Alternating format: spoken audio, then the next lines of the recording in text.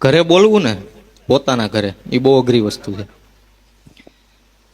કે મારા જીવનના પહેલા મિત્ર મારા બાપુ હતા.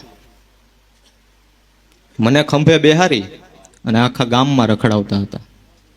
ઘરેથી બધા કહેતા કે તમે જ બગાડ્યો છે આને, પણ કદાચ એ એક જ હતા જે મારું સાચું ખોટું બધું ચલાવી લેતા. ઘરે બધાને હું નાલાયક લાગતો, બસ મારા બાપુને જ હું રાજા જેવો લાગતો. ઘરેથી મને કોઈ બહાર જવાની ના પાડે અને હું રડું, પણ મને રડવા ન દે, મને છાનો રાખવા મને કેટલી ચોકલેટ લઈ દે.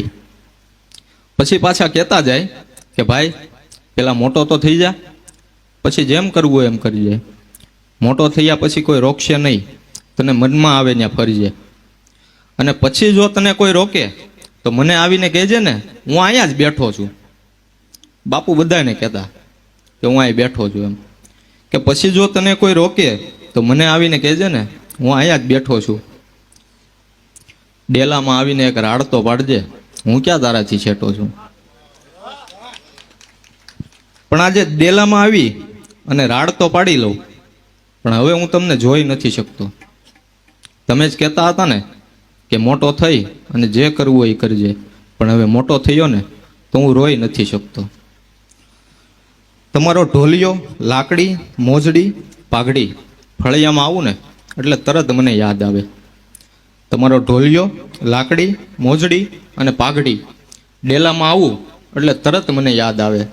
તમારી સાથેની એ મોજ માજા આજે મારી આંખોને રડાવે.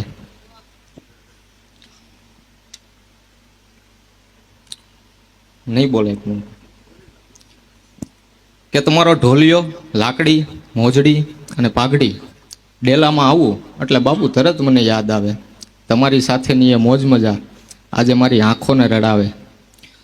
અને તમને તો અમે ક્યારેય ભૂલવાના નથી, તમને અમે ક્યારેય ભૂલવાના નથી.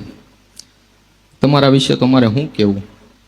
તમને અમે ક્યારેય ભૂલવાના નથી, તમારા મચે તમારે શું કહેવું? અને ભાઈબંધ તો મારે 1000 છે.